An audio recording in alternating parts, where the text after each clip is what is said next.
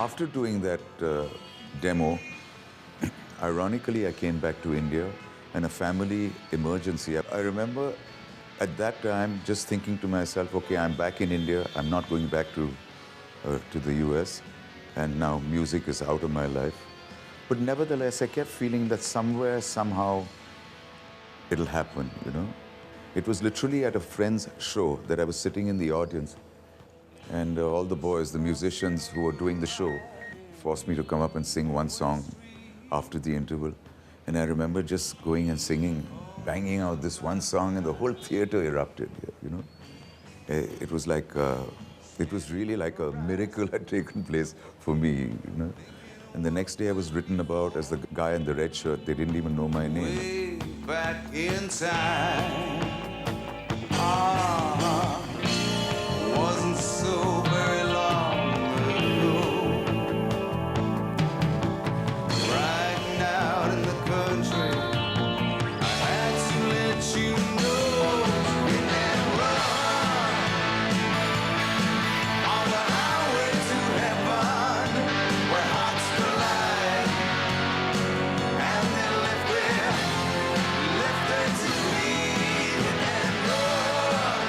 Just through that one song, I was contacted by HMV, by Mr. V.T. Ravi, who asked me whether I had any original songs. I said, yes, I do. I've just finished this demo in New York City, you know. And he heard that and he signed me on. On a distant shore, I wrote a line at last. On the sea of my life, through all the days, through all the nights, it showed. I think the very next day I got a call from Prahlad Kakkar's office to say, do you sing jingles? And I said, I've never really sung a jingle here, but I am a singer. So, you know, just from that one night, everything started snowballing. And I started just singing one jingle after the other, and I mean, and then the shows kept coming, and then I got offers from Calcutta, and I got offers from, you know, Chennai, and I mean big offers, you know, like the World Cup or this or whatever, and I got into it full swing, and it was really like a miracle, you know, that one night just kind of turned everything around for me. It was like overnight, you know. And since I had been signed up by HMV, we started recording the album, an album that ultimately came to be known as This Cannot Wait. And I remember it was Ehsaan Noorani who came out with that title. Everybody who was anybody in the world of music in those days was on that album.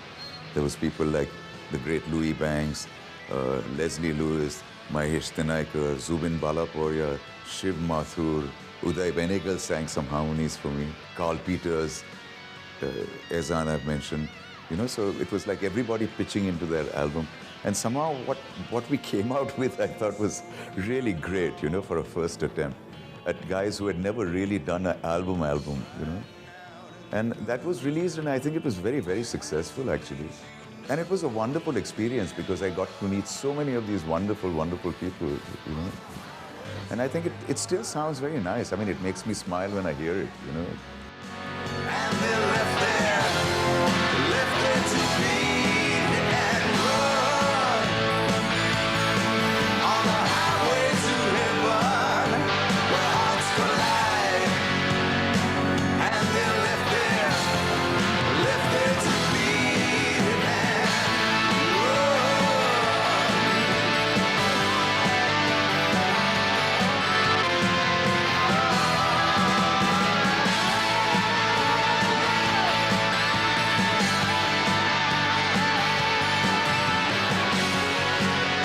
soon after, I spoke to HMV about doing a jazz album, yeah, because a lot of my roots are also, you know, a lot of my influences are from people like Sinatra and, you know, all the jazz greats. Yeah.